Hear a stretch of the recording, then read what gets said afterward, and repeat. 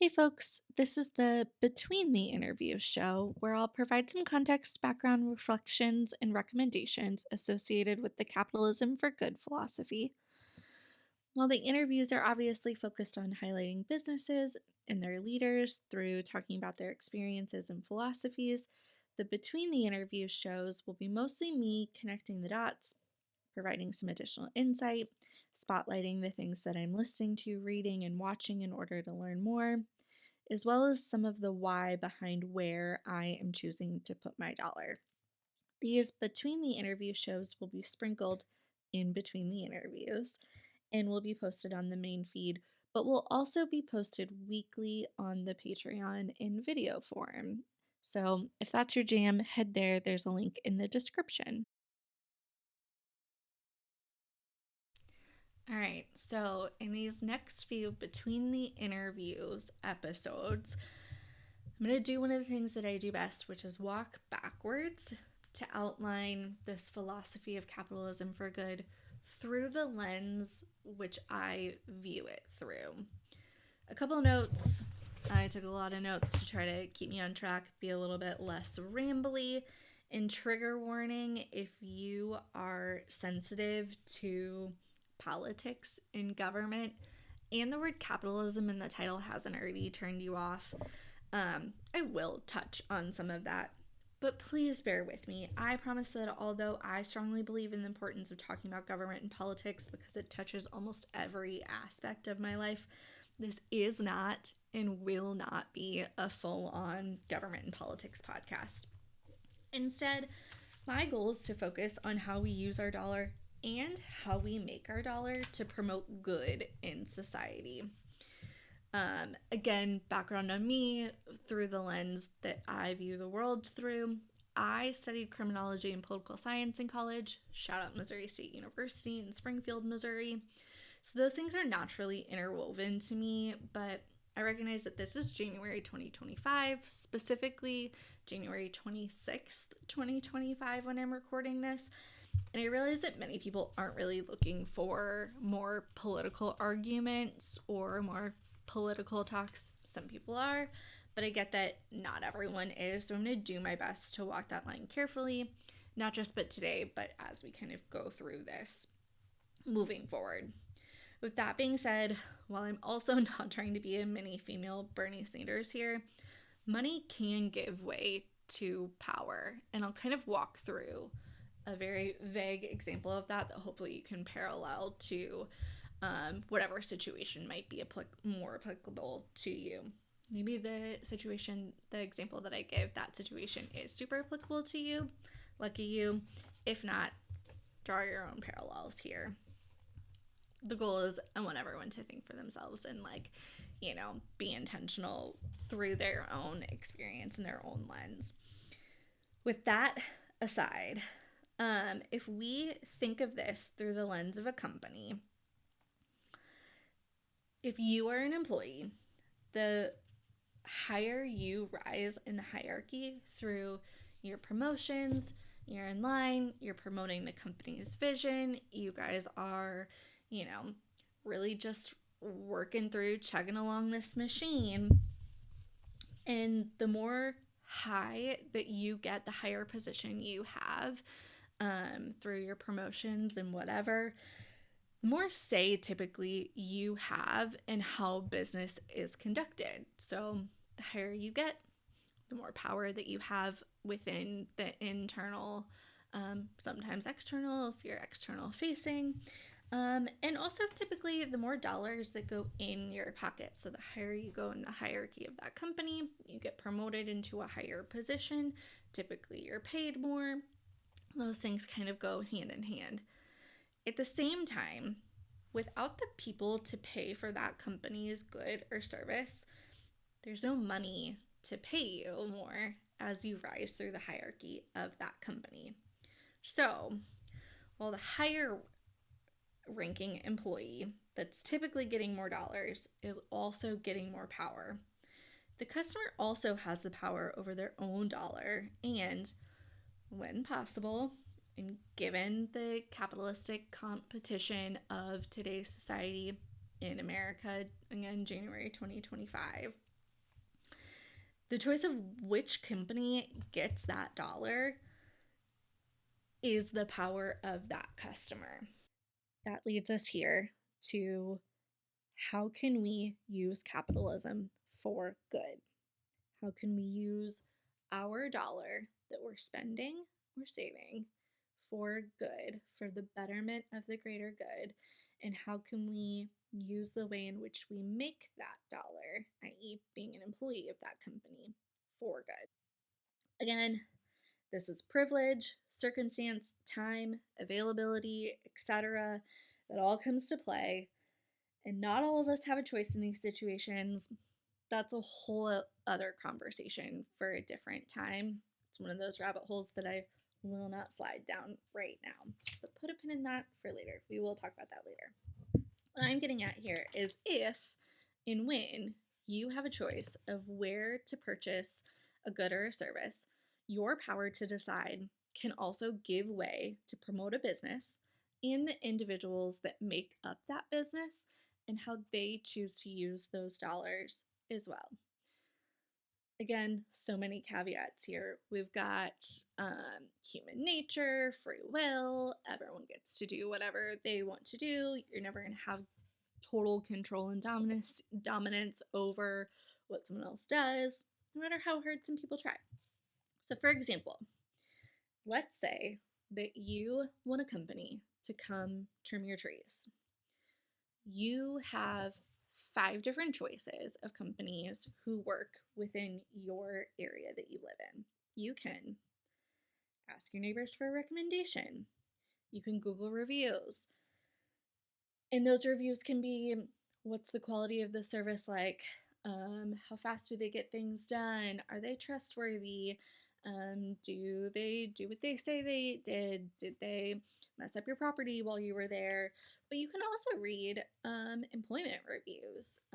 There are websites out there where you can Google a company's like actual internal employee reviews, and Google. You can search what employees think of that company. How much confidence do they have in their CEOs?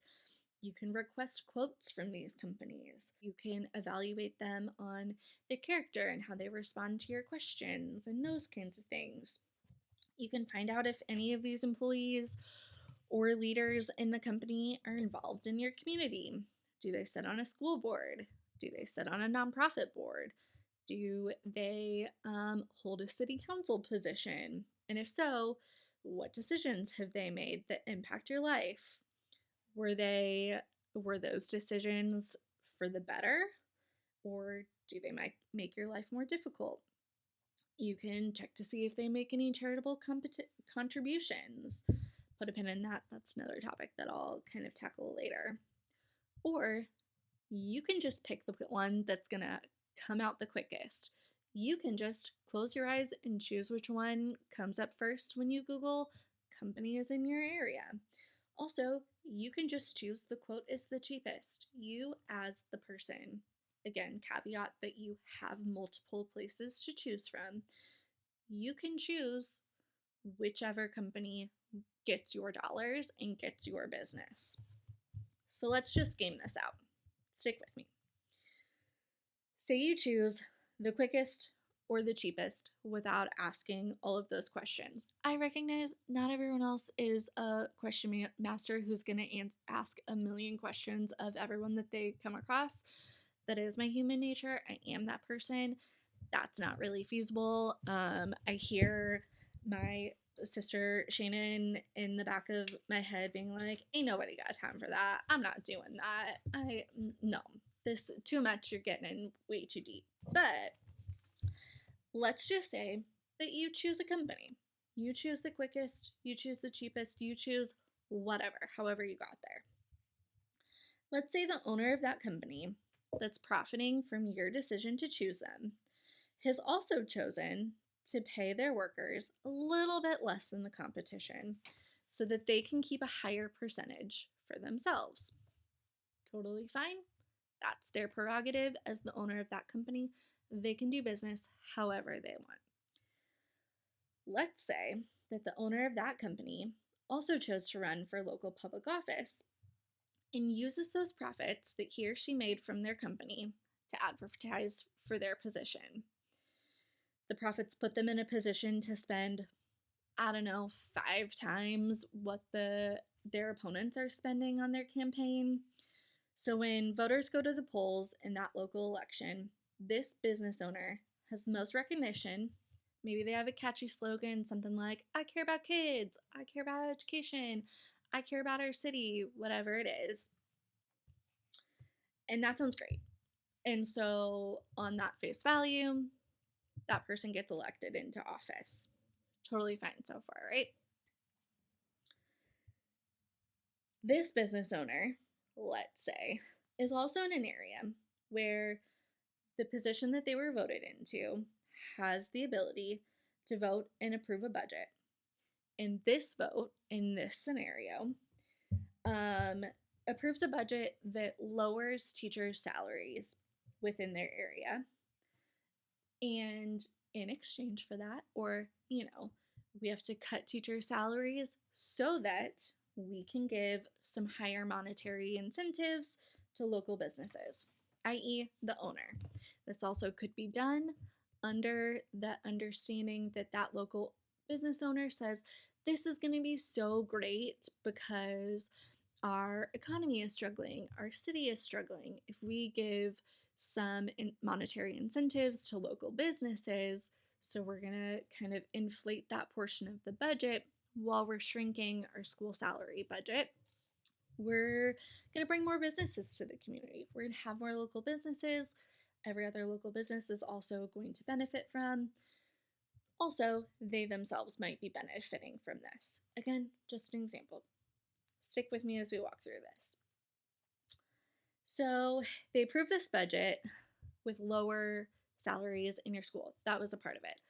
But they didn't really talk about that. What they were talking about when they were kind of getting other people to approve this budget, it's not just this one person that's making a standalone decision.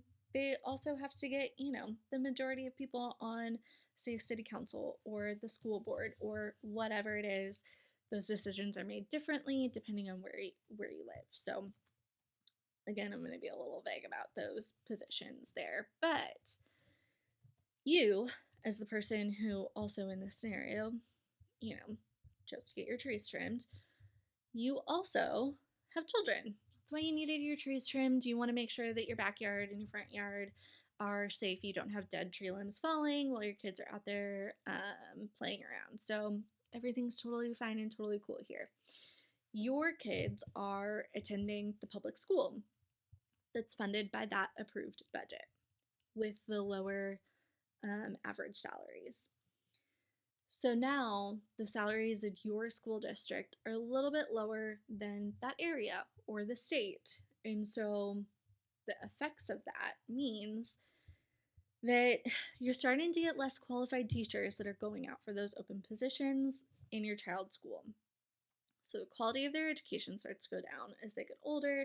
Their test scores suffer in comparison to other school districts that are paying higher salaries, have more qualified teachers, might be a little more focused, have some advantages to be able to help give those kids some extra help to get their test scores higher. There's all these things that go into it.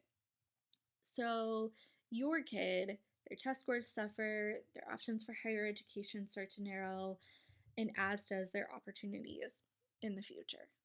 Again, in this scenario. On the flip side, what does it look like if you and your neighbors all together, who are also looking to pay someone to trim their trees, choose a different company instead of the one in the previous example? So the owner in this scenario I outlined doesn't have such a competitive edge in their campaign spending, and the person campaigning on higher teacher wages wins that office instead.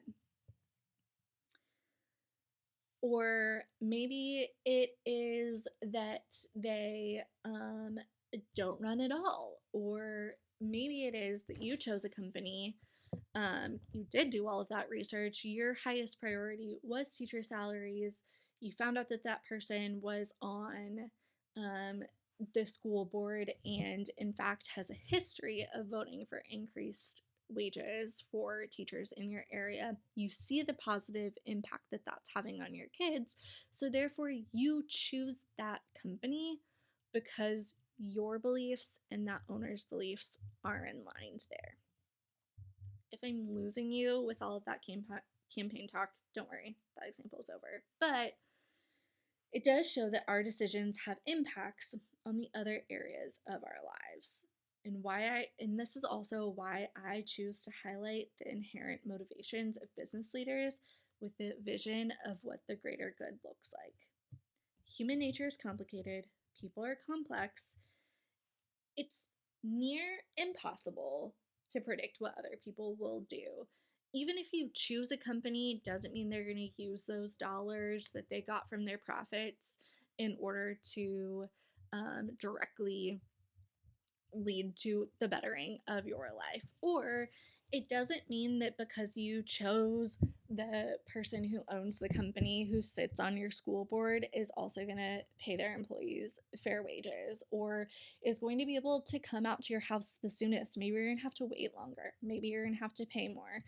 I understand that things aren't black and white or either or. What I am saying is there are consequences to our actions and to our choices. And should we choose to view things through this lens of, hey, what decisions that I could do that might like hedge my bets, that it might promote some more extra good, it might promote our community, it might promote my kids' future. Who knows? But they do have impacts. I also think that it's totally impossible to predict what people are going to do. Even if you say, hey, this person has a history of voting for things that are in line with my beliefs and approving city council or school board budgets that I agree with, that doesn't mean that they always will because, again, human nature, people are complicated. So just hear me out here that I'm not trying to be preachy and be like, you have to do it this way. But what I am getting at is that we can all just try to do a little bit better. So, going back to my philosophy of trying to leave a place better than I found it, what better looks like will be different from everyone. I just want to encourage people to remember that they have the power to create their own better future in whatever that looks like.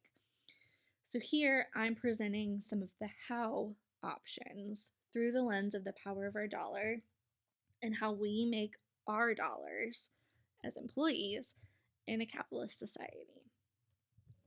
Speaking of the lens through which I view things that I'm watching, Kansas City Chiefs. I grew up in a sports family. We connect over the Chiefs, the Royals, University of Michigan. I played sports growing up. If anyone knows me personally and has seen me physically walk throughout the world, you'll know that I did not play professional sports. I did not play sports all the way through college or anything like that. I can hardly walk in a straight line without tripping on something. But I do think that sports have a huge value in our society. So one of the things I'm watching is Kansas City Chiefs. It's just another lens through which I view the world. I love the idea of a collective of people cheering on the players, striving to be their best at something. We can parallel that to capitalism for good. I love cheering on companies and business leaders that are doing the best that they can, that are trying really hard, that are innovative, that are working to be better versions of themselves, that are looking to evolve, that are lifting people up. I like a collective team mentality. I love healthy competition. Obviously, there are parallels to capitalism there. I like that although it's really serious for players, ultimately it's just a game. And so there are these arbitrary bragging rights when you win and just healthy competition. I also like healthy competition in my economic and capitalist world. And I like healthy competition in politics. I like healthy competition in government. I also like healthy competition within um, the workplace. I think that there are ways in which that can get toxic. I think that there are ways in which that can be used to promote some things that maybe aren't in line with my vision for the future. But I like when it's done in like a good way that makes people feel really good about themselves, that makes people really proud, that maybe highlights certain cities or certain areas. I like that you know, again, we'll stick with the Kansas City Chiefs here. The Kansas City Chiefs have won the Super Bowl, and then there's a big Super Bowl parade. The mayor of our city, Mayor Q, I say our city, I live in Louisville, Kentucky now, and I was born outside of Toledo, Ohio, and I still am like the mayor of my city, Mayor Q. But he often makes bets with other mayors of like our competitor cities to be like, hey, we'll send you, the loser will send barbecue to the winner, or versus your whatever their local cuisine that's like the popular thing in their city, whatever you're known for. There are all these different things that if you view it through a certain lens, can have all of these ramifications, these trickle down effects that are just promoting goodwill, and really on the basis of these players and these coaches that are just trying to do their best. So, you'll hear me make a lot of sports analogies going forward. I often equate business leaders to coaches, to team captains, to managers. Um, I believe really strongly that one of the things that makes strong coaches and strong team captains is an individualistic approach to things. And so, like, if you are a coach, if you are Andy Reid and you are coaching Patrick Mahomes, and you know that one of the things that is driving Patrick Mahomes is his family, and that he is, let's just say, um, potentially going to have another child born um, around your playoff season, you can use that to encourage Patrick Mahomes and encourage the rest of his team to play and to win a certain set number of games, to where maybe you can sit out a week. Maybe it aligns for when your new child is born and you can spend some downtime hanging out with your brand new baby and your wife and your children. And that can be some inherent motivations. Now, let's be honest, I'm not personal friends with Andy Reid or Patrick Mahomes. If you would like to be my friend, let me know.